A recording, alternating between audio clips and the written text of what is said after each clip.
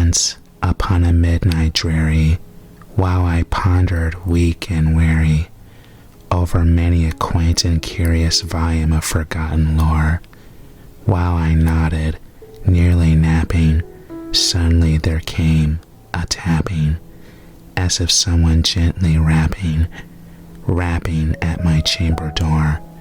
"'Tis some visitor," I muttered, tapping at my chamber door. "Only this, and nothing more."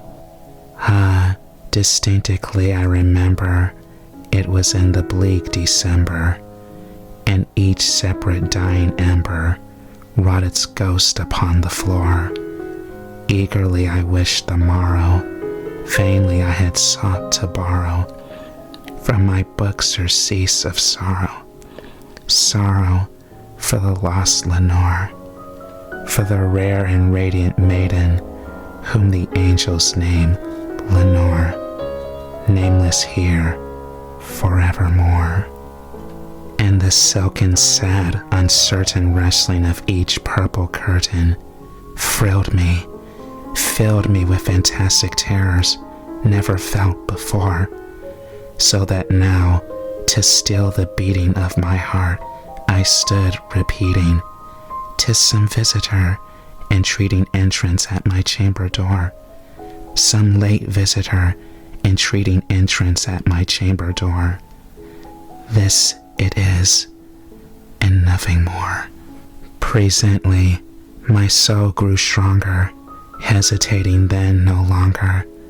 "Sir," said I, "or madam, truly your forgiveness I implore, but the fact is I was napping, and so gently you came rapping, and so faintly you came tapping at my chamber door, that I scarce was sure I heard you." Here I opened wide the door. Darkness there, and nothing more. Deep into that darkness peering, long I stood there wondering, fearing, doubting, dreaming dreams no mortal ever dared to dream before. But the silence was unbroken, and the stillness gave no token, and the only word there spoken was the whispered word, "Lenore." This I whispered, and an echo murmured back the word, "Lenore." Merely this, and nothing more. Back into the chamber turning, all my soul within me burning, soon again I heard a tapping, somewhat louder than before. "Surely," said I, "surely there is something at my window lattice. Let me see then what thereat is, and this mystery explore. Let my heart be still a moment, and this mystery explore. 'Tis the wind, and nothing more." Open here I flung the shutter, when, with many a flirt and flutter, in there stepped a stately raven of the saintly days of yore. Not the least obeisance made he, not a minute stopped or stayed he, but with mien of lord or lady, perched above my chamber door, perched upon a bust of Pallas, just above my chamber door, perched and sat, and nothing more. Then this ebony bird, beguiling my sad fancy into smiling, by the grave and stern decorum of the countenance it wore. "Though thy crest be shorn and shaven, thou," I said, "art sure no craven, ghastly grim and ancient raven, wandering through the nightly shore. Tell me what thy lordly name is on the night's Plutonian shore." Quoth the raven, "Nevermore." Much I marvel this ungainly fowl to hear discourse so plainly, though its answer little meaning, little relevancy bore.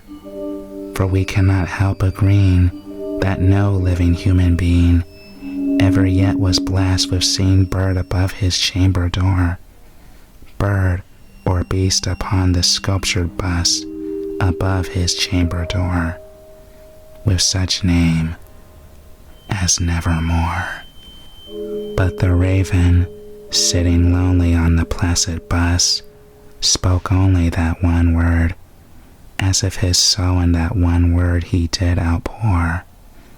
Nothing farther than he uttered, not a feather than he fluttered, till I scarcely more than muttered, other friends have flown before, on the morrow he will leave me, as my hopes have flown before. Then the bird said, Nevermore.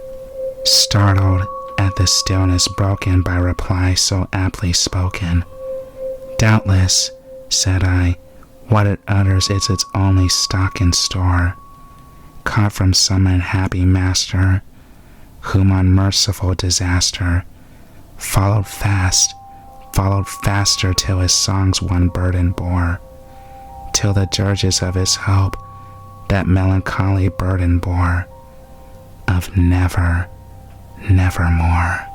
But the raven, still beguiling all my fancy into smiling, straight I wheeled a cushioned seat in front of bird and bust and door.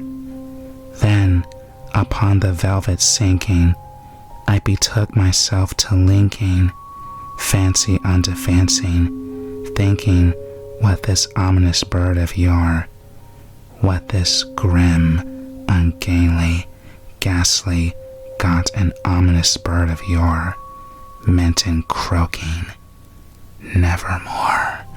This I sat engaged in guessing, but no syllable expressing, to the fowl whose fiery eyes now burned into my bosom's core. This and more I sat divining, with my head at ease reclining, on the cushion's velvet lining that the lamplight gloated o'er, but whose velvet violet lining, with the lamplight gloating o'er, she shall press, nevermore. Then, methought the air grew denser, perfumed from an unseen censer, swung by seraphim whose footfalls tingled on the tufted floor. Wretch, I cried, thy God hath lent thee, by these angels he hath sent thee, respite and nepenthe from thy memories of Lenore. Quaff, oh quaff this kind nepenthe, and forget this lost Lenore. Quoth the raven, Nevermore. Prophet, said I, thing of evil, prophet still if bird or devil, whether tempter sent or whether tempest tossed thee here ashore, desolate yet all undaunted, on this desert land enchanted, on this home by horror haunted, tell me truly I implore, is there balm in Gilead? Tell me I implore. Quoth the raven, Nevermore. Prophet, said I, thing of evil, prophet still if bird or devil, by that heaven that bends above us, by that God we both adore, tell this soul of sorrow laden if, within the distant Aidenn, it shall clasp a satent maiden, whom the angels name Lenore, clasp a rare and radiant maiden, whom the angels name Lenore. Quoth the raven, Nevermore. Be that word our sign of parting, bird or fiend, I shrieked upstarting, get thee back into the tempest and the nice Plutonian shore. Leave no black plume as a token of that lie thy soul hath spoken. Leave my loneliness unbroken, quit the bust above my door. Take thy beak from out my heart, and take thy form from off my door. Quoth the raven, Nevermore. And the raven, never flitting, still is sitting on the pallid bust of Pallas, just above my chamber door. And his eyes have all the seeming of a demon's that is dreaming, and the lamplighter him streaming throws his shadow on the floor. And my soul from out that shadow that lies floating on the floor shall be lifted nevermore.